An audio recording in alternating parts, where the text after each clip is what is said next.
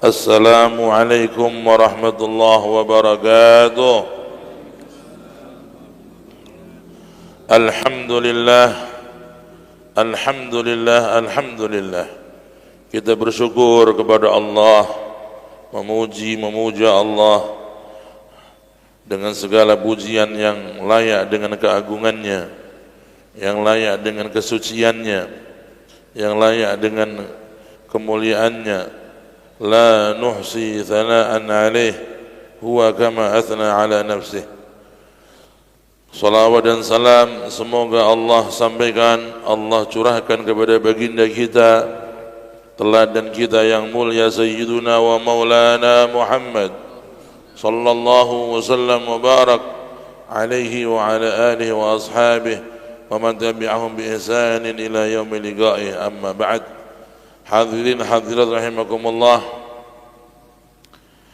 Alhamdulillah, dengan nikmat dan dengan karunia Allah kita pada pagi hari ini hadir di majlis ilmu, hadir di majlis zikir, hadir di majlis kita mendengarkan Al-Quran dan merenungi ayat-ayat Al-Quran, kita mendengarkan firman-firman Allah yang mulia, serta kita bersalawat kepada Nabi kita Sayyiduna wa Maulana Muhammad.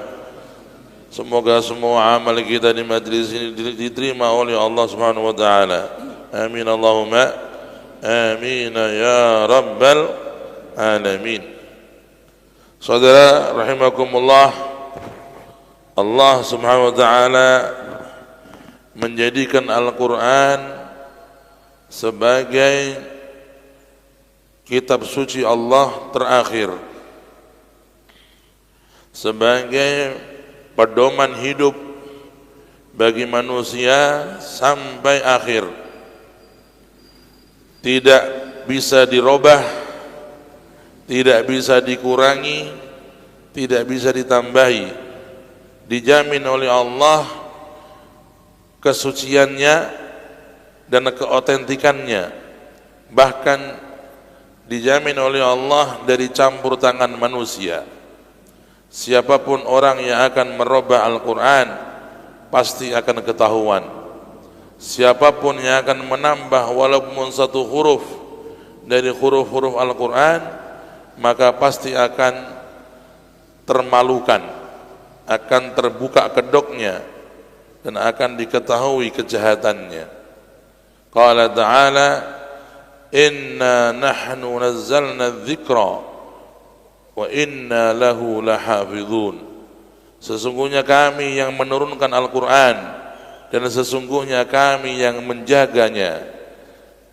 Subhanallah, tidak ada di muka bumi ini buku atau tulisan kecuali di dalamnya telah terjadi revisi, terjadi penambahan, pengurakan.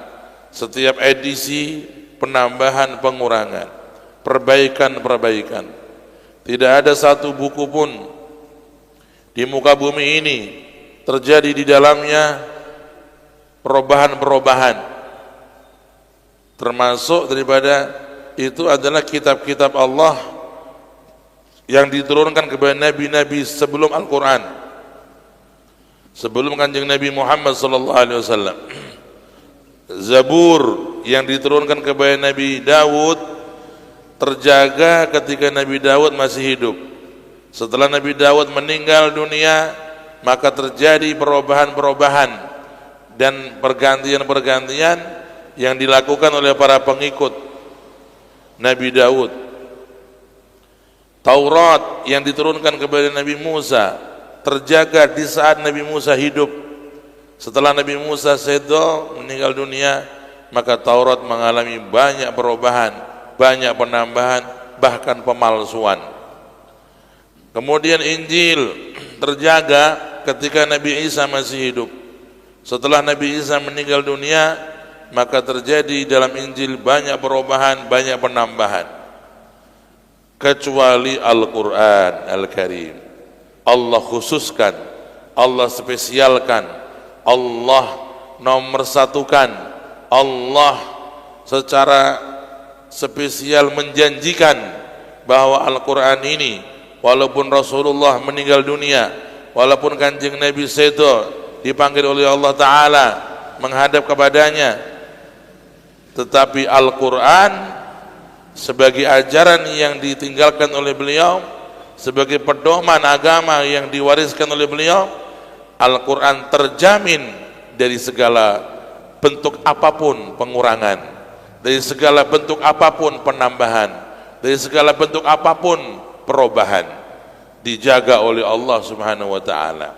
Sekarang kita merasakan sendiri, Al-Quran sudah berumur 14 abad lebih, sudah berumur 1400 tahun lebih. Alhamdulillah, yang kita baca sekarang dari Al-Quran itulah yang dahulu dibaca Nabi. Allahumma shalli ala Muhammad.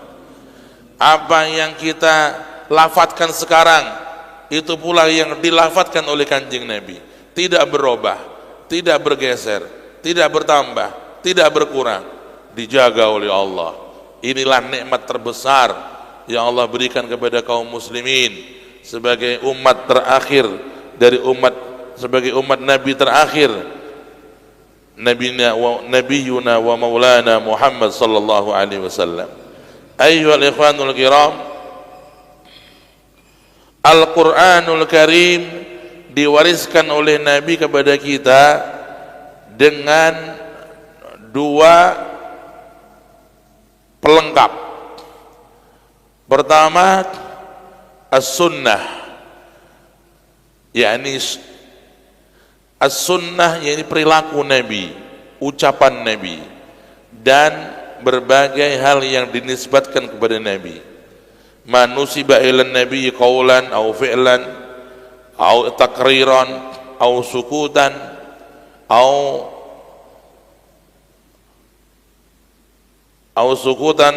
muwafaqatan, fahadha huwa sunnah.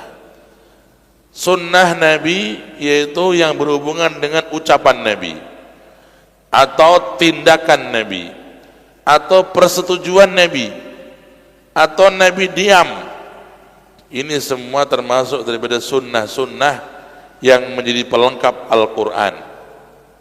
Karena itulah di dalam hadis Nabi, beliau sudah memberikan jaminan, taraktu fikum amrain in tamassaktum bihima lan tadillu ba'di abada.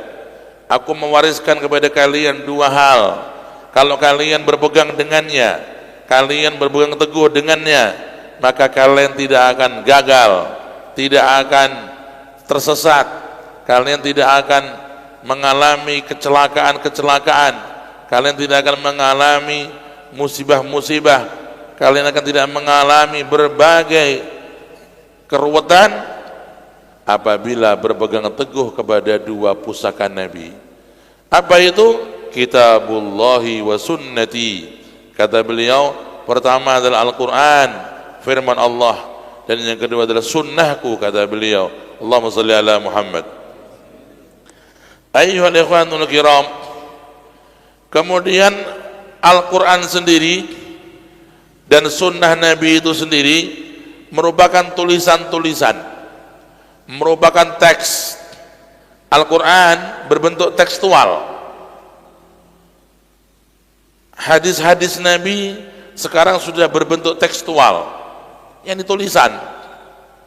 Untuk menjaga tulisan ini, Allah memberikan nikmat lagi yang kedua sebagai pelengkap sunnah, sebagai penjaga Al-Quran. Apa itu? Siapa itu? Yaitu ulama-ulama Allah yang mereka itu istiqomah, yang menjaga kebenaran Al-Quran dan menjaga kebenaran sunnah. Ini termasuk jaminan Allah kepada umat Nabi Muhammad SAW bahwa betapapun rusaknya zaman, betapapun rusaknya keadaan, pasti Allah akan tetap memilih ulama-ulama yang istiqomah, ulama-ulama yang dengan keadilannya, dengan kesohihannya, dengan perjuangannya mempertahankan kebenaran Al-Quran dan kebenaran sunnah Nabi SAW. Faqad qala Rasulullah sallallahu alaihi wasallam, la tazalu ta'ifatun min ummati zahirina 'alal haqq la yadhurruhum man khadhalahum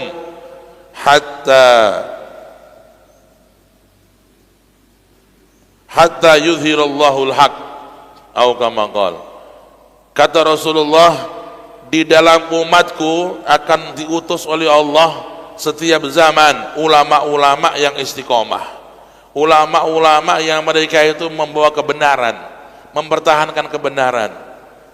Apapun yang terjadi, mereka akan tetap dikirim oleh Allah, dipilih oleh Allah. Zahirina 'alal haq. Setiap zaman ada ulama-ulama yang mempertahankan kebenaran.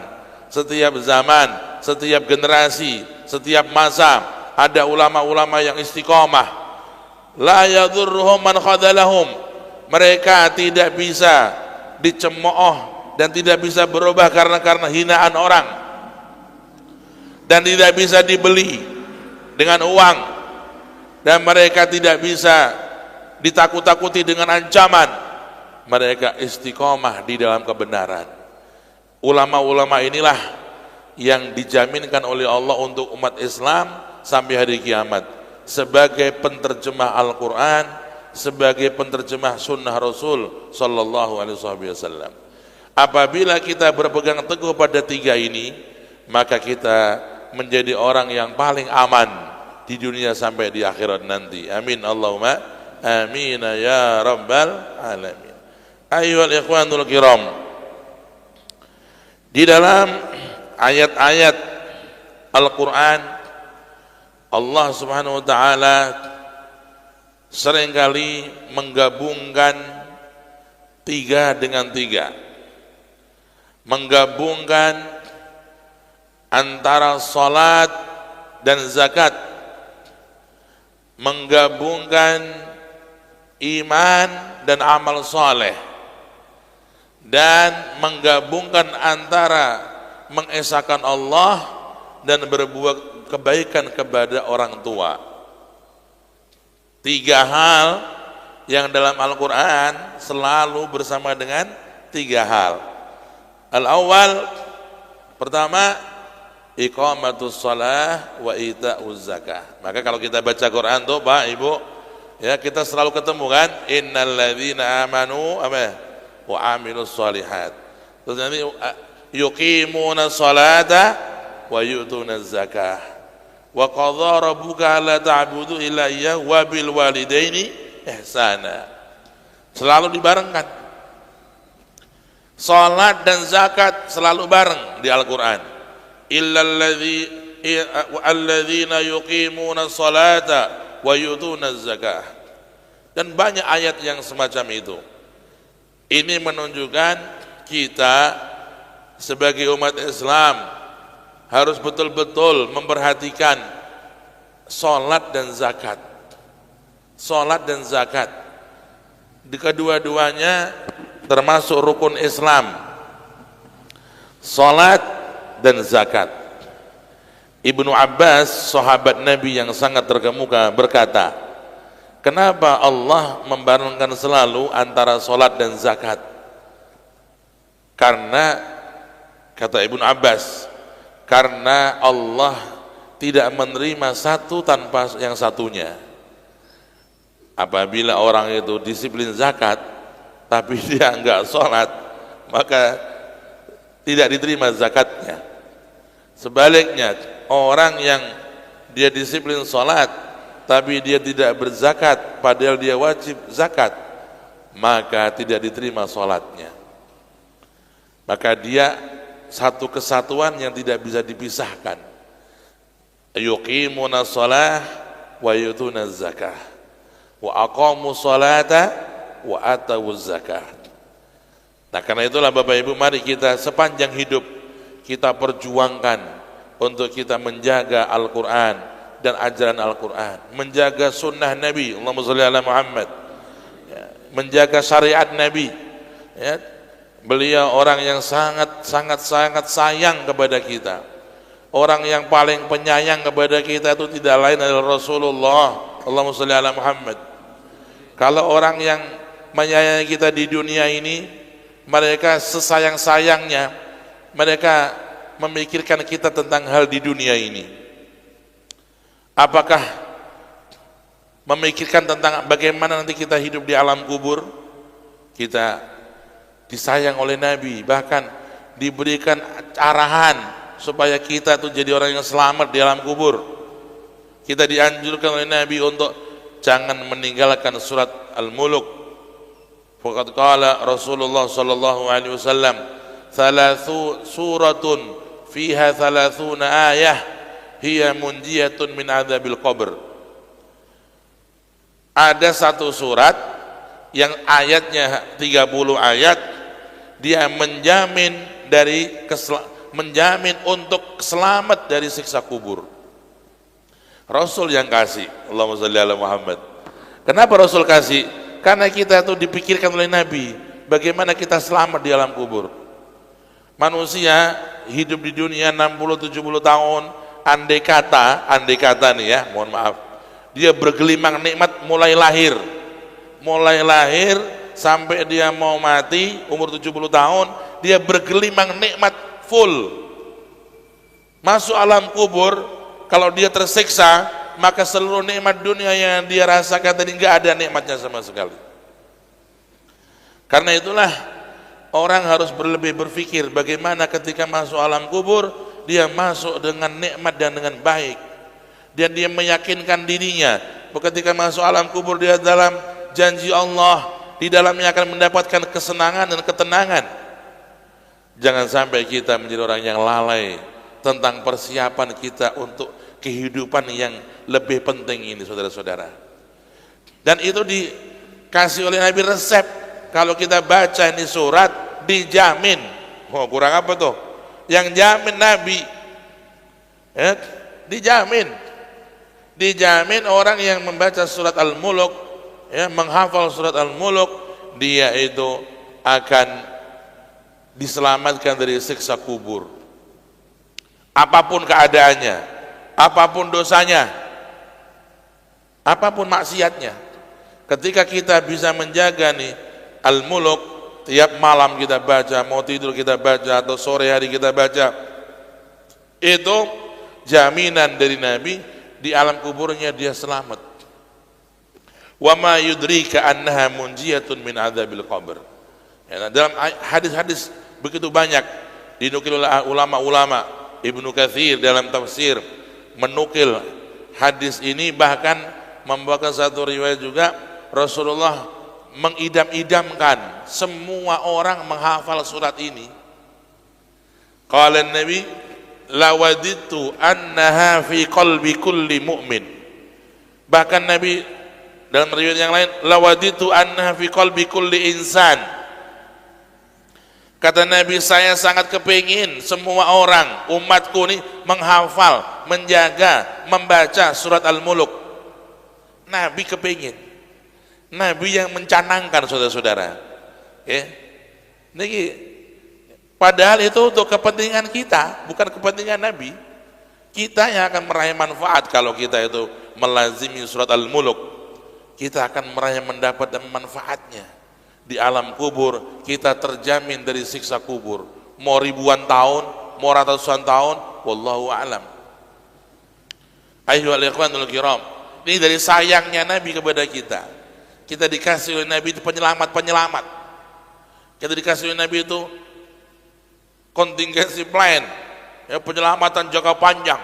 Kalau Anda terjadi begini, maka kalian begini, akan terjadi begini, kalian begini. Nabi kasih kita semacam itu, saking sayangnya, saudara-saudara.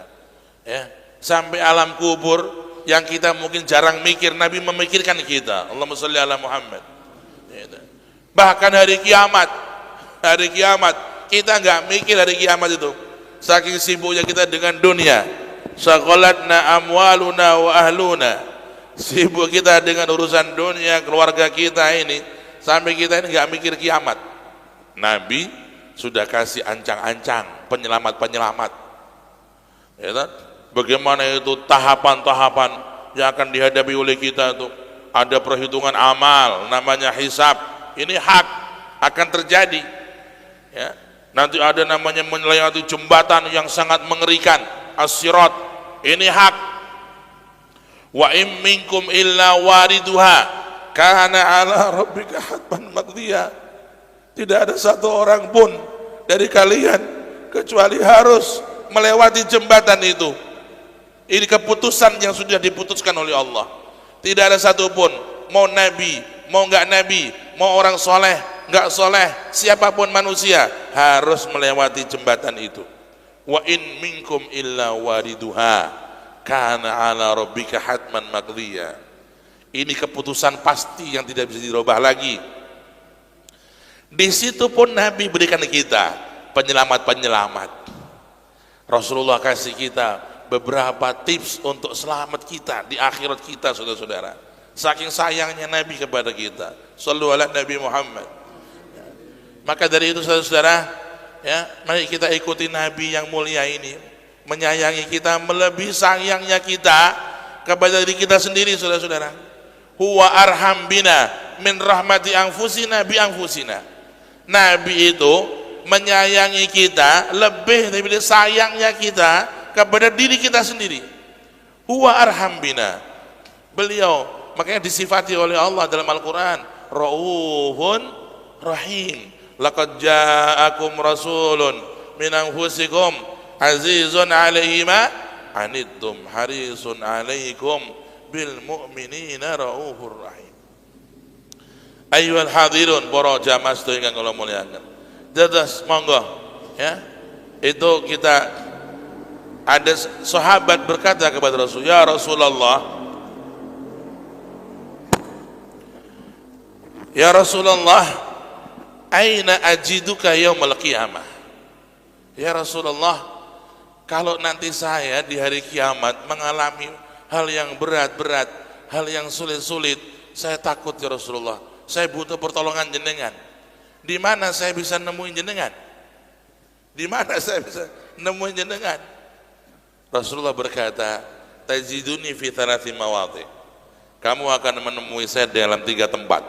Di situ pasti ada saya. Allahumma shalli ala Muhammad. Indal mizan, ketika ditimbangnya amal, aku hadir di situ untuk mendampingi umatku, kata Nabi. Allahumma shalli ala Muhammad. Yang kedua, indas sirat, ketika akan melewati jembatan as-sirat. Di situ aku akan menolong umatku yang berjatuhan di situ, padahal di bawahnya ada terbentang pintu neraka yang sebesar-besarnya. Wa innaha la ahaddu min as-sayf wa asgharu min asy-sya'r. Jembatan as-sirat dikatakan lebih kecil daripada rambut, lebih tajam daripada pisau. Jembatan ini tempat terjatuhnya orang-orang yang terjatuh dalam neraka. Ada yang beberapa langkah terjatuh, ada sekian langkah terjatuh, ada sekian langkah terjatuh, ada yang hampir sampai ke ujung sana terjatuh. Ketika terjatuh maka dia sudah masuk neraka. Wal iyadu billah. Ayyuhal ikhwan, ya, ini hak. Ini Allah jelaskan, ini Rasulullah jelaskan. Semuanya menjadi sebuah peringatan untuk kita dan menjadi juga sekaligus dalil betapa sayangnya Nabi kepada kita. Kita dipikirkan biar selamat sampai dunia, mulai dunia sampai akhir kita. Allahumma shalli ala Muhammad. Ayyuhal ikhwan. Kemudian di dalam hadis-hadis Nabi, Rasulullah janjikan kepada kita yang lebih hebat daripada itu. Kalau orang di hari kiamat sulit mencari pertolongan, sulit mencari Kanjeng Rasul, di mana? Rasulullah dicari semua orang. Manusia bukan kita saja yang minta tolong. Yang minta tolong Nabi semua manusia. Berapa ratus miliar, wallahu alam. Dari mulai zaman Nabi Muhammad saja sampai sekarang sudah berapa ratus miliar manusia. Semua pengen ditolong Nabi. Bagaimana kalau kita yang nyari? Ya repot. Cari amalan yang lebih hebat. Yang Nabi mencari kita. Allahumma shalli ala Muhammad. Amalan-amalan yang hebat. Rasulullah yang mencari kita. Warada fi haditsin sahih, Nabi bersabda dalam hadis sahih. Pertama, hadis tentang menjawab azan. Man sami'al adzan faqala mithla ma qala thumma qala Allahumma rabb hadhihi da'wah at-tammah was-salatul qa'imah ila akhir. Barang siapa yang dia apabila dikumandangkan azan dia mendengar lalu dia menjawab lalu dia membaca doa Allahumma rabb hadhihi da'wah sampai akhir. Rasulullah berkata, adrakathu syafaati yaumil qiyamah. Dia pasti aku menolongnya. Rasulullah janjikan kepastian akan menolong dia. Allahumma sholli ala Muhammad. Ya. Niki ngamal kathah tiyang mboten merhatekake niki. Nek ana swara azan dianggap suara biasa-biasa saja. Nek ana swara azan kadang mah dianggap rada ganggu. La haula wala quwata illa billah.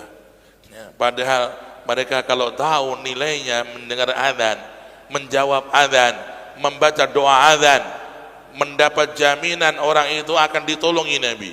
Nabi akan cari dia. Siapa nih? Orang yang dia selalu menjawab azan, menjawab muadzin dan membaca doa azan setelahnya, dicari Nabi, ditolongi oleh Nabi. Allahumma sholli ala Muhammad. Karena itu saudara-saudara, budayakan, biasakan kalau kita dengar azan kita tuh diam. Lagi ngobrol apapun, mau bahas apapun, kita diam, dengarkan azan. Kita dengarkan sejenak, enggak sampai 5 menit. Karena itu muadzin juga dimohon jangan panjang-panjang supaya orang yang mau mendengarkan azan tuh enggak kelamaan nunggunya. Ya. Berkata yukrahu tamtid, dimakruhkan orang muadzin, mohon maaf ini para muadzin ya, muadzin yang suaranya bagus ya, muadzin yang suaranya bagus sunnah ya, muadzin itu sunnah suaranya yang bagus, tapi kalau sudah bagus nggak perlu panjang-panjang ya, karena kalau terlalu panjang itu menjadikan orang yang nunggu menjawab kelamaan ya, maka at-tamtid makruh, memperpanjang. Contoh memperpanjang ya, kalau contoh ini ya, kalau contohnya sing terlalu panjang, contohnya nih, Allahu Akbar, Allahu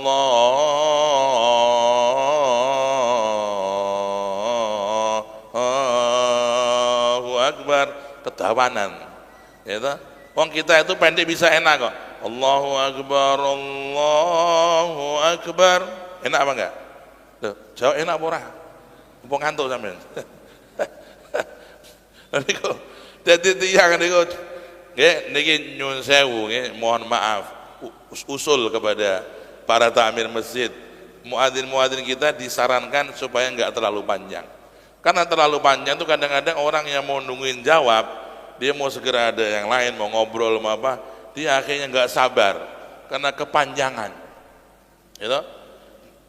Dari awal sampai akhir azan itu standar 4 menit 5 menit. Itu selesai sudah. Ini kadang-kadang muadzin panjang sampai 10 menit. Nah, itu tamtid. Ya, maka mohon maaf, muadzin ya suaranya bagus, the best. Tapi panjangnya diukur sekiranya tidak memberatkan orang yang akan menjawab adzannya dia, supaya tidak keberatan, maka diukur seindah mungkin, seminimalis mungkin. Ya, itu usaran saya terkait mendengarkan adzan. Jadi banyak sekarang masyarakat ini Bapak Ibu ya meremehkan suara adzan. Ya, banyak, bahkan anak-anak kita, keluarga kita perlu kita ajak. Nduk, nak, nek ono suara adzan yuk meneng sik, dirungokke. Ya, dirungokke adzane. Dirungokke. Ya, diresepi. Ya. Terus kita jawab. Lalu kita baca doa, Allahumma rabb hadhihi da'wati tammah was salatil qa'imah ati sayyidina Muhammadin wasilah wal fadilah wasyarafa wa darajatal aliyah rafi'ah wa ba'athu al maqam al mahmud alladhi wa'adta ya arhamar rahimin sallallahu ala sayyidina Muhammad. Selesai. Itu Nabi kasih jaminan orang yang mendengar azan, menjawab azan, membaca doa azan, aku yang akan jamin menolong dia. Wah enak niki. Sampeyan gak usah golek-golek. Sampeyan mboten usah ribut-ribut golek Kanjeng Nabi. Nabi sing golek sampeyan.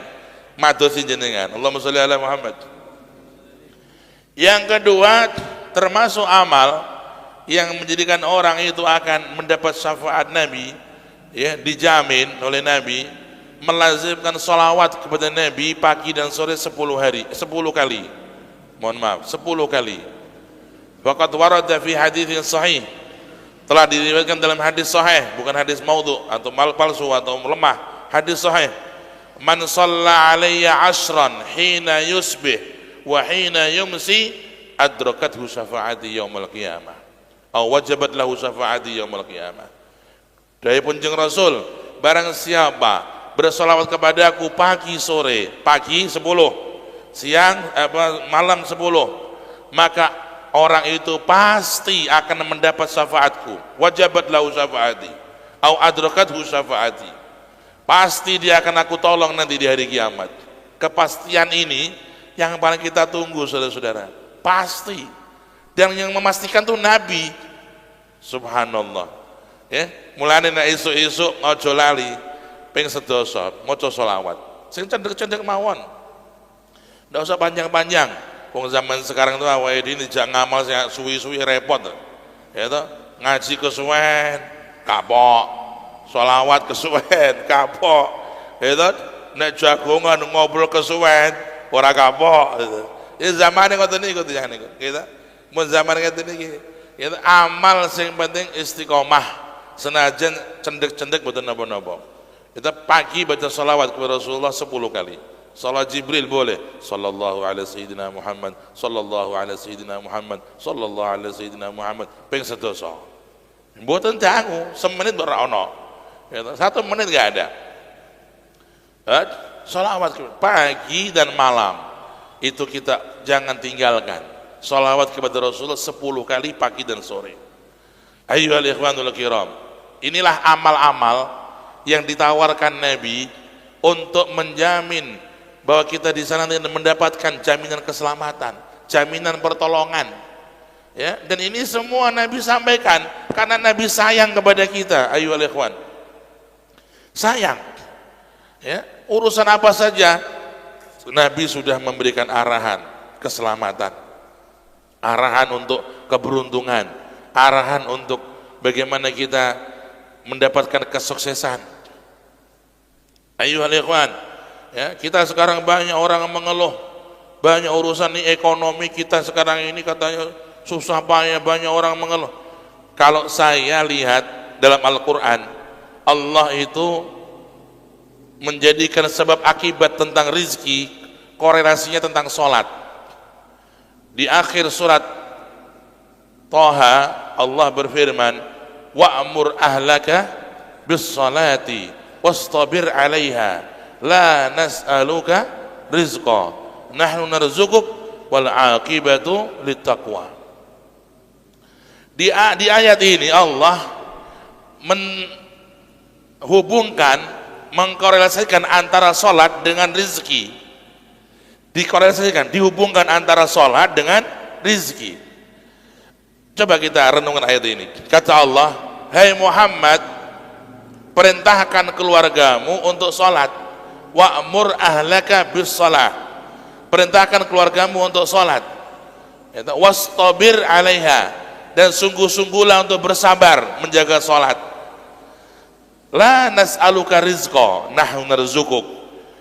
Kami menjamin rizki untuk kalian, dan kami nggak minta apa-apa dari kalian.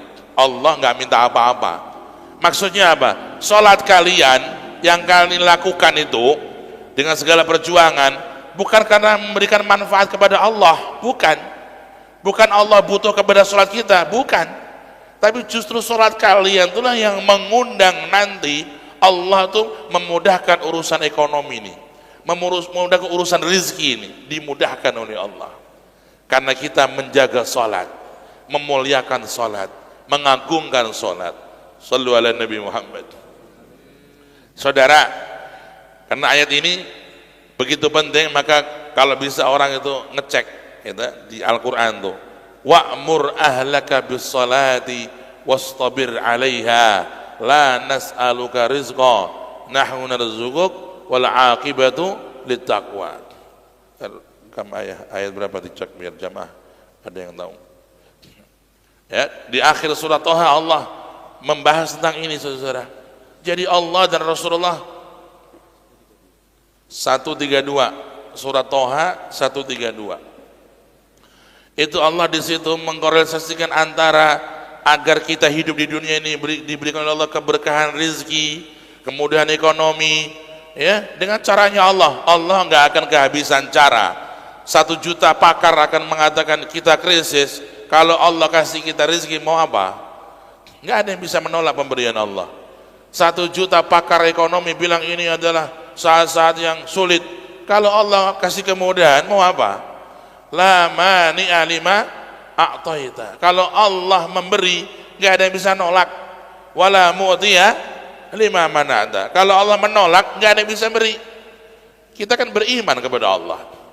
Tinggal bagaimana kita menjalani jalan yang Allah berikan, yang Rasulullah sampaikan. Ayolah ikhwan, karena itu kaum muslimin, mari ya, justru di zaman-zaman semacam ini, ketika banyak dikatakan fitnah ini, fitnah itu, ada ekonomi begini, ekonomi, kita kuatkan tali kita kepada Allah dengan salat. Salat, ya. Bukannya kita salat karena kita kepingin kaya, bukan. Berarti ini salatnya pengen sugih. Salatnya bikin duitnya utangnya kebayar. Ya mboten. Kita salat karena Allah, lillahi taala. Tapi itu sudah janji Allah. Allah menghubungkan antara tema salat dengan ekonomi. Ya. Agar kita paham, kalau kita mengutamakan Allah, mengutamakan salat kepada Allah, menjaga salat kepada Allah, dan kita ajak keluarga kita untuk itu, maka Allah menjamin nahnu narzukuk, kami akan menjamin rizkimu, kata Allah. Ayyuhal ikhwanul kiram, penting sekali, karena banyak kisah orang itu kolaps dari segi ekonomi atau bisnis ketika mereka memperbaiki salatnya, memperbaiki di dalam menjaga salatnya, memuliakan salatnya, maka Allah memberikan solusi, Allah memberikan kemudahan. Subhanallah.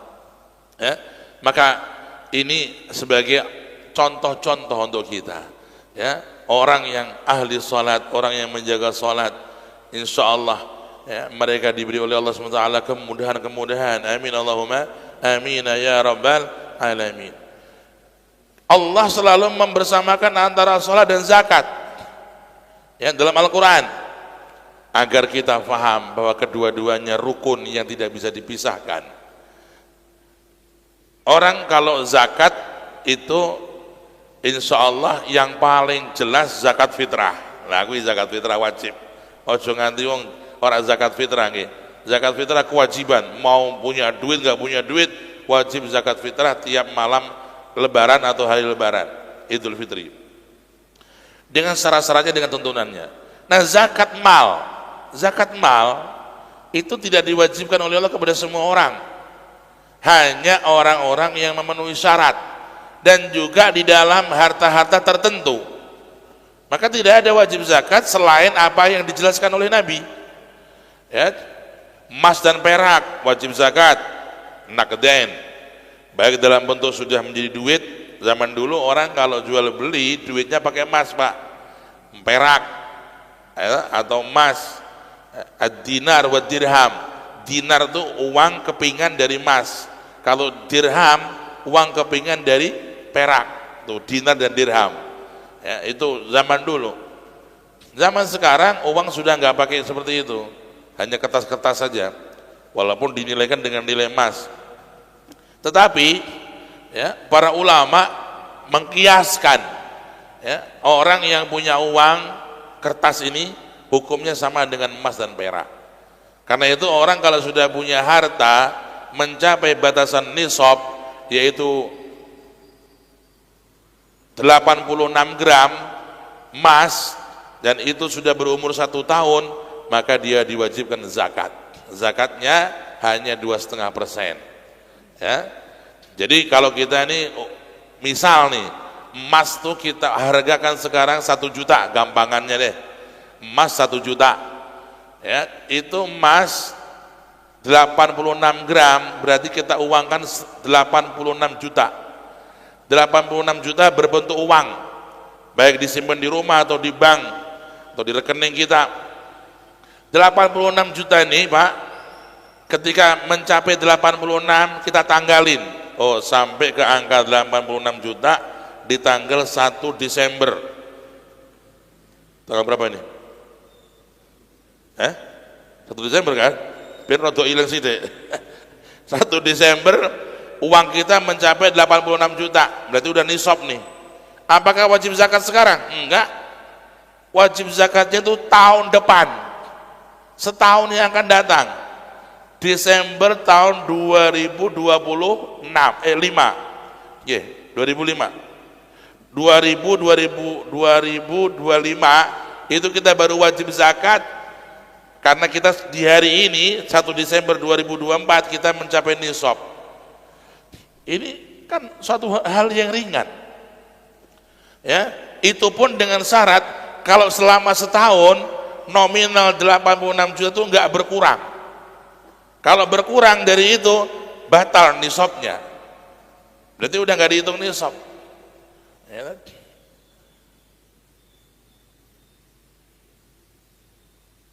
Tak delok kok ngeluh yo. Ngeluh karo gak di duit apa karo ongkone iki. Won nek zakat niku pancen kedah ngaji kalih apa privat kalih ustad-ustad, kiai-kiai niku nak jenengan sing tepang kiai-kiai, sing tepang wong alim-alim nyedak, Pak kula niki pengusaha, kersane kula zakat bener niki pripun ngaji yo. Ya, nek ngene umum ngene niki ya ta ya pahame setengah-setengah. Maka penting orang kaya itu atau orang yang diberi amanah harta oleh Allah, kalau mau pengen berkah, pengen selamat, banyak diskusi sama orang alim tentang zakat. Bagaimana zakat ini sebenarnya? Karena banyak orang nggak paham tentang zakat dan nggak bisa membedakan mana zakat, mana infak, mana sedekah, mana wakaf. Ini nanti belum lagi masalah bagaimana mentasarrufkan zakat. Perlu ilmu, ya. Ilmu sangat dipentingkan. Karena dikatakan manusia di dalam harta itu ada 3 macam. Ada manusia dia diberi Allah harta dan dia diberi Allah ilmu. Nah, ini kamal, sempurna. Dia kaya, Allah kasih amanah, dia hartanya banyak dan diberi Allah ilmu. Maka dia menjadikan hartanya itu mengikuti ilmu, mengikuti syariat. Zakatnya terjaga, sedekahnya terjaga. Orang yang semacam ini orang yang terbaik. Orang yang terbaik semacam ini. Rajulun atahu Allahu malan fasallatahu ala halakatihi. Orang yang diberi oleh Allah harta dan dia itu memiliki ilmu, maka dia mengelola hartanya sesuai ilmu syariat Nabi, ikut Nabi. Ini yang sempurna. Kedua, ada orang diberi harta tapi dia enggak punya ilmu dan dia mendekat sama orang alim. Dia cari penasehat, dia cari guru, dia cari pendamping orang-orang yang alim. Bukan hanya alim, alim dan punya rasa takut kepada Allah. Al-alimul khaif. Ya, saniki nek golek wong alim yo sabrek-abrek. Sampeyan golek profesor, doktor sabrek-abrek. Sing disebut kiai haji yo sabrek-abrek. Ya, maka tidak sembarangan semua kiai haji itu kita ikuti. Yang kita ikuti itu adalah yang rasa takutnya kepada Allah mendominasi. Innama yakhshallaha min ibadihil ulama. Ya, yang namanya ulama hakiki adalah mereka yang di hatinya ada rasa takut kepada Allah. Ketika dikatakan haram, dia orang yang paling hati-hati. Ketika dikatakan ini makruh, dia berusaha menjauhi. Ini orang yang bisa kita pegang. Kalau orang asal comot, asal mau, asal itu dia tidak bisa dibikin patokan bagaimana mau menyelamatkan orang. Karena itu orang yang diberi Allah harta dan dia tidak dapat ilmu, hendaknya dia cari orang-orang yang alim, mendekat, mencari nasihat bagaimana cara mengelola harta ini, ya, bagaimana supaya hartanya barokah. Maka dinasihati ulama yang tadi, yang ikhlas, yang dia takut kepada Allah, akan memberikan saran-saran kepada dia sehingga orang ini selamat di dunianya, selamat di akhiratnya. Yang ketiga, orang yang diberi oleh Allah harta dan nggak diberi ilmu, tapi dia menjauh dari orang alim. Orang semacam ini dalam bahaya yang besar, ya, dalam bahaya yang mengkhawatirkan. Ya, kenapa? Karena harta benda itu bukan sekedar nikmat, tapi dia sebuah ujian besar. Sampai-sampai kalau semua nikmat itu ditanya, untuk apa digunakan? Kalau harta, dua pertanyaan, dari mana mendapatkannya dan bagaimana menggunakannya. Kalau umur, kita dikasih nikmat umur nih Bapak Ibu, umur dikasih oleh Allah. Allah hanya tanya, untuk apa umurmu? Umurnya untuk ibadah, untuk ngaji tiap pagi majas, oh pahala. Umur dikasih oleh Allah hanya ditanya, untuk apa? Masa muda, anak-anak muda, ayo. Dipikirnya anak-anak muda, masa muda itu nggak ada pertanyaannya. Rasul jelaskan, wa an sababihi fima ablah. Anak muda itu nanti akan ditanya oleh Allah tentang masa mudanya oleh Allah. Masa muda mulai 15 tahun sampai 25, ini masa muda. Untuk apa masa mudamu? Kenapa kok sih masa muda kok dikhususkan pertanyaannya? Ya, ini masa-masa di mana seseorang itu dalam puncak kekuatannya, puncak semangatnya, puncak di dalam proses kehidupannya dia. Ya, kalau di masa muda 15 sampai 25 ini pemuda ibadah, taat, belajar, ya, memperkaya dirinya dengan SDM-SDM yang positif, ya, keahlian-keahlian yang manfaat. Inilah orang yang akan menjadi pemimpin masa depan, akan menjadi orang-orang yang hebat membawa manfaat. Tapi kalau di masa 15 sampai 25 ini sibuk hanya dengan kongko-kongko, ya, hanya trek-trekan motor ngalor ngidul, hanya sibuk dengan gadgetnya, hanya sibuk dengan berbagai maksiatnya, na'udzubillah. Ini pemuda yang akan nanti menjadi sampah masyarakat, akan menjadi beban bagi masyarakat, wal'iyadzubillah, bahkan beban bagi keluarganya. Maka pemuda yang di umur 15 sampai 20 ini taat, dibanggakan oleh Allah di hadapan para malaikat. Ayyuhas syab at-ta'i al-tarik ma'siyatahu li ajli anta indi ka ba'dhi malaikati. Kata Allah kepada pemuda-pemuda dengan suara dari hati nurani, manusia bisa didengar, manusia yang saleh mendengar panggilan Allah. Hai pemuda, kata Allah nih, hai pemuda yang taat kepada aku, yang meninggalkan syahwat-syahwatnya demi aku, engkau di sisiku seperti malaikatku, kata Allah. Engkau seperti malaikatku, kata Allah. Ya, kasih semangat anak-anak muda. Jadilah orang-orang yang di sisi Allah seperti malaikat. Untuk siapa itu? Hanya pemuda. Nek wis 40 wis lewat, kesempatan sudah habis, udah nggak masa muda. Karena masa muda masa godaan begitu besar, masa muda masa syahwat begitu menggila.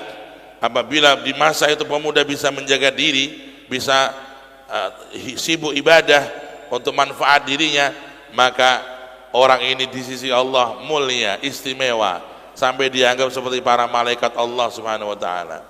Ayyuhal ikhwanul kiram,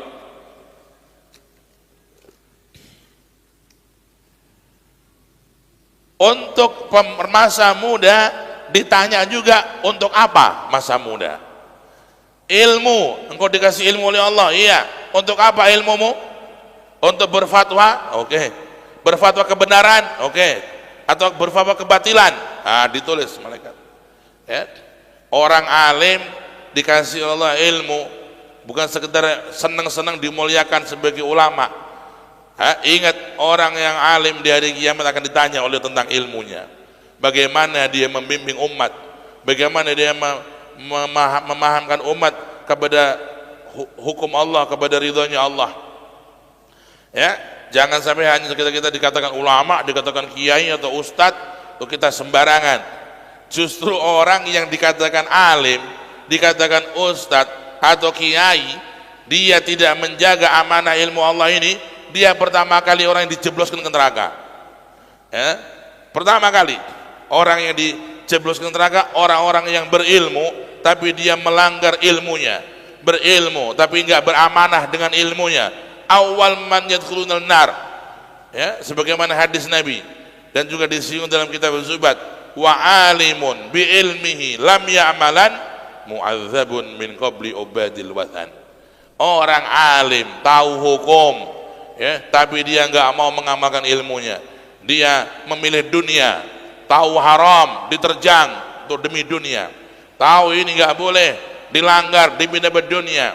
Ya, ini nggak boleh melakukan semacam ini, tapi ditawari oleh proyek, oleh grupnya dia atau kelompoknya dia langgar.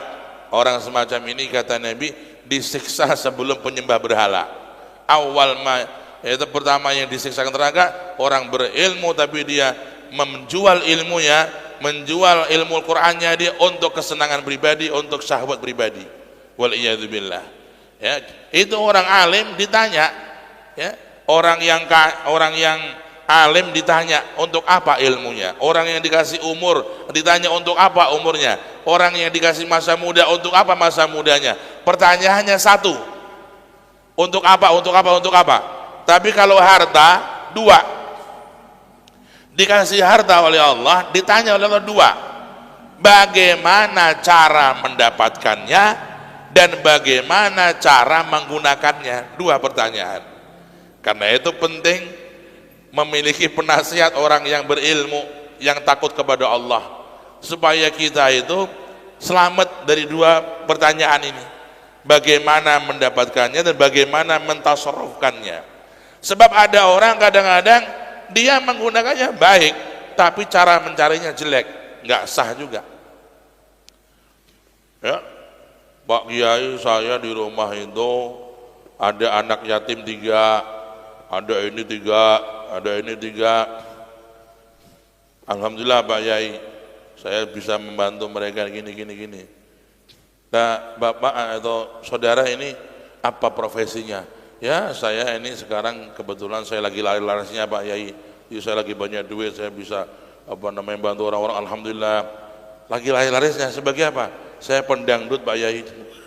Ya, tukang joget ngebor gitu.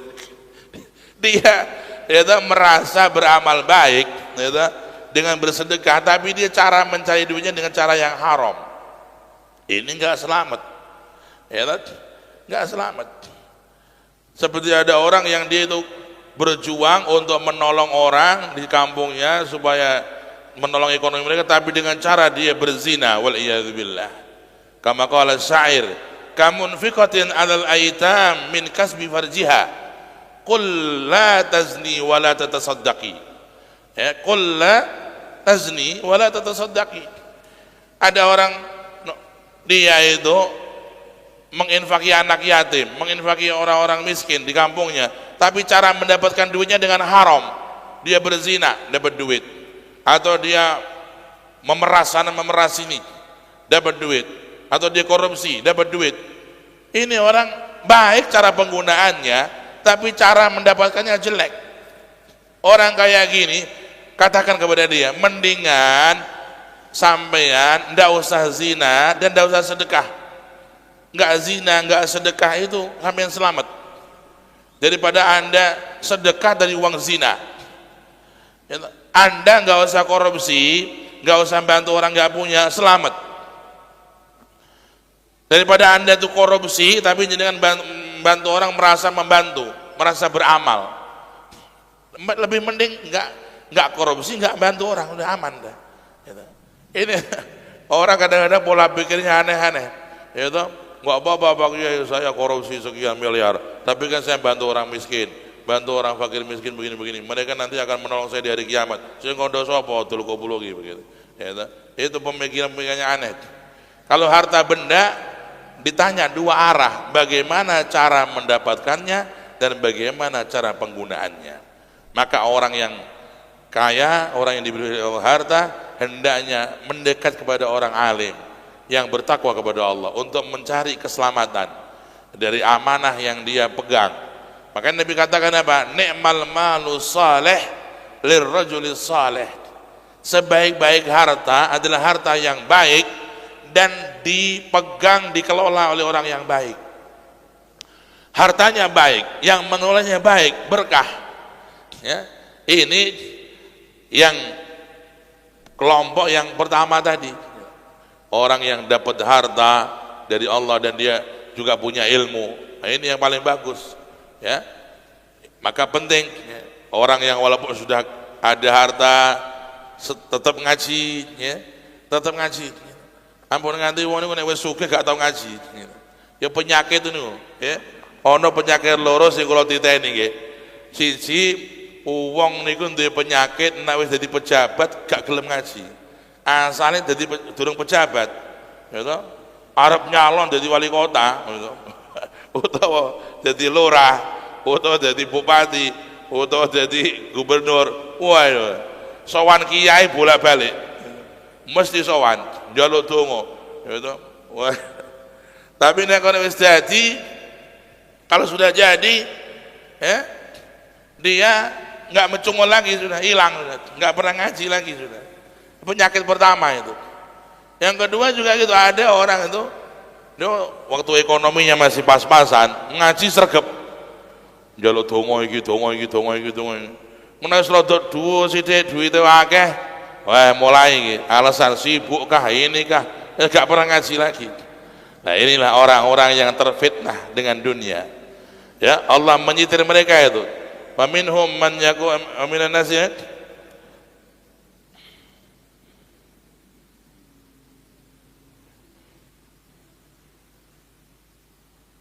wa aqsamu billahi jahda imanihim la in ja'ahum nadhirun la yakununna ahda min ihdal umam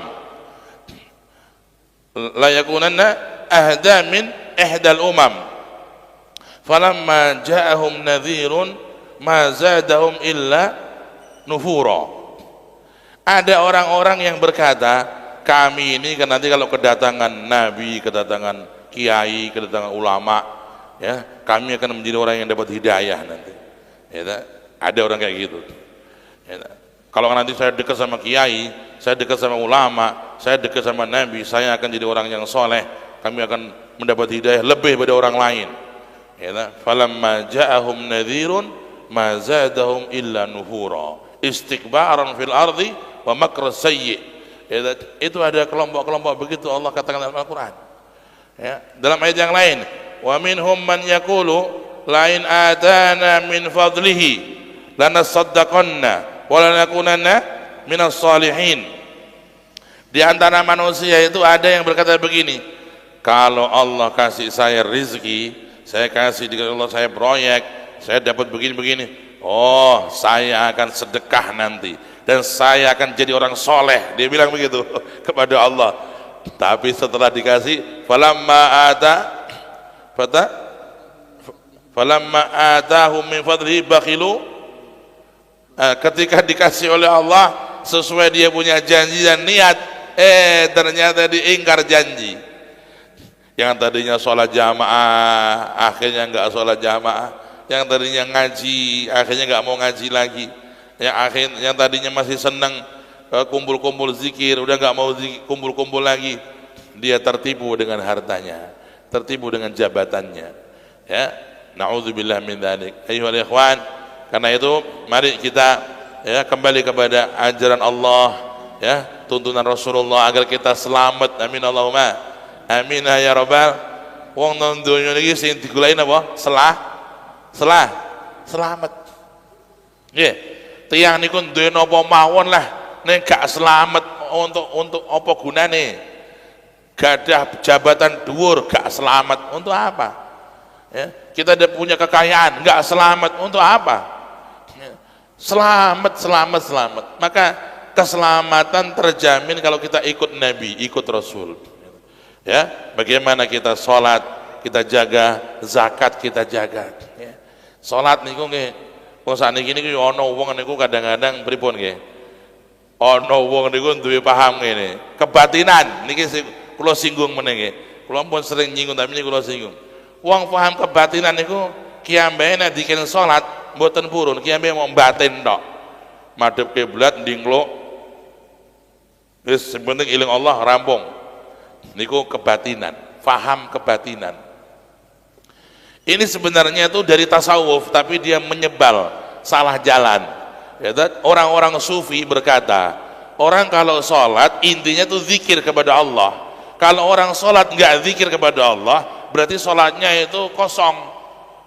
Emang betul, inti sholat itu zikir kepada Allah, ingat Allah. Kalau kita sholat nggak zikir, nggak ingat Allah, seakan-akan kita itu mendapatkan sesuatu yang tidak ada isinya, nggak ada isinya, seperti boneka nggak ada baterainya, nggak bisa gerak. Kalau kita sholat nggak ingat Allah, sholat kita itu seperti mayit, manusia tanpa ruh. Manusia tanpa ruh. Ya, ono wong wayu nepol paling ayu lah. Dia ke sampean. Ya, ini loh perempuan tercantik, kamu nikahin. Lah wong wis di jenazah kon nikahi. Wis pun sedo, rohnya sudah enggak ada. Suruh nikah. Ya enggak bisa, enggak ada manfaatnya walaupun cantik hebat kecantikannya, tapi sudah enggak ada nyawanya. Salat tanpa zikir kepada Allah itu seperti jasad tanpa ruh. Itu kaum sufi begitu. Mereka saking kepingin khusyuk, kalau sholatnya enggak khusyuk mereka merasakan sholatnya hampa. Ini benar, tapi terus akhirnya ada penyelewengan. Begini, daripada kamu sholat dengan gerakan enggak khusyuk, mendingan kamu diem, enggak gerak tapi khusyuk. Oh, iki tambah iki saka setan iki. Itu kan tadi orang sholat diusahakan khusyuk, ingat Allah. Ya oke, semua ulama sepakat. Ditambah sama iblis, si iblis setan ini sudah ganggu orang. Dia bilang, ngene wae to. Salat yang nganggo rukuk, nganggo sujud, nganggo tangi, barang malah gawe ruwet. Iling nang Allah angel. Ya to ndelok macam-macam. Wis ndingkluk meneng merem iling Allah. Kuwi iling Allah. Kuwi malah enak. Ora usah nganggo sujud, ora usah nganggo rukuk. Iling Allah wae. Dibatin, salatnya dibatin. Teng atine mawon salat. Lah, inilah penyesatan. Inilah penyelewengan. Penyelewengan. Setan masuk di hati manusia itu. Ya. Nah, perlu orang yang semacam itu kita ajak pelan-pelan, kita pahamkan. Ya. Semua ulama di dunia ini, sufi manapun, thariqah manapun sudah sepakat yang namanya thariqah atau tasawuf itu harus mengikuti Al-Qur'an dan hadis, mengikuti Nabi. Allahumma shalli ala Muhammad. Mengikuti Nabi. Anda tanya semua orang sufi, siapa pemimpin tasawuf dunia? Al-Imam Al-Junaid Al-Baghdadi. Itu Junaid Al-Baghdadi sufi terhebat.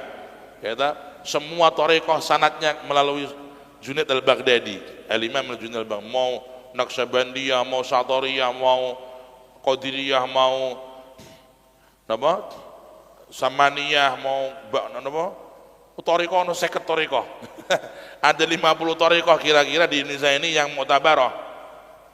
Ya, Naqsyabandiyah, Khalidiyah, Naqsyabandiyah, ono apa niku? Syadziliyah, macam-macam thariqah, Alawiyah. 50 thariqah niku.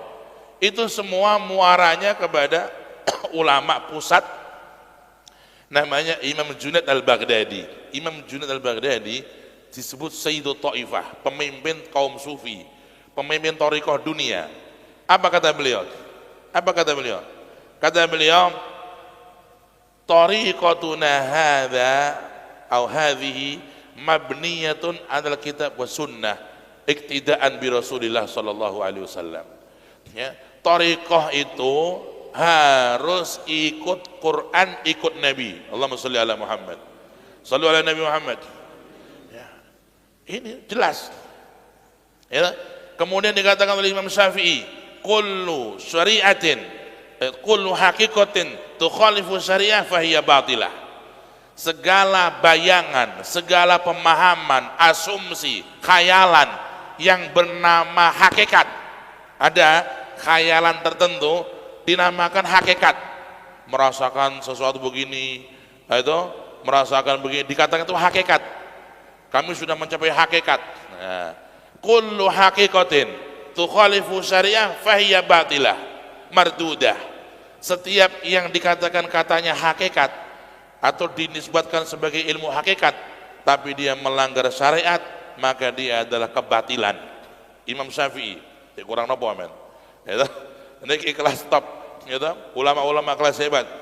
Imam Syafi'i sampai berkata, idza ra'aitar rajul yamshi 'alal ma' wa yatiru fil hawa wadda'a inhilal syariah an nafsihi fala taqtadu bihi hatta tu'ridu qawlahu wa fi'lahu ala sunnati Rasulillah sallallahu alaihi wasallam. Allahumma shalli ala Muhammad. Imam Syafi'i dawuh ngeten, Imam Syafi'i ulama panutan kita sepanjang zaman. Imam Syafi'i berkata, kalau engkau melihat ada orang bisa terbang mabur mabur kaya Nabi Sulaiman to mabur wing, nek sampean delok ana wong iso mabur utawa iso mlaku nang dhuwure banyu, aja diarani wali sadurunge amale cocok karo Al-Quran karo hadis Nabi sallallahu alaihi wasallam. Jelas cetha welo-welo itu. Ya kita jangan gampang saniki kata tiyang niku itu duwe aneh-aneh sithik dikatake wali. Ya itu wali sama dukun meh padha. Itu dukun bisa macam-macam. Dukun iki ana sing nyekel gedang dadi emas lho, Mak. Nggih, gedang dadi emas dukun. Itu ada jamaah ya, orang kenal sama kita juga. Itu dia datang dukun di mana sana, di daerah Kidul sana loh. Ya, saya nggak mau nyebut nama kotanya. Ya, di daerah Kidul tuh dia ketemu dukun, di utang 2 miliar, kepengin iso bayar utangnya, ketemu dukun, dikei duit sak koper, isine duit. Ya, isine duit sak koper nih, 2 miliar. Ya Mas, gue bayar utang.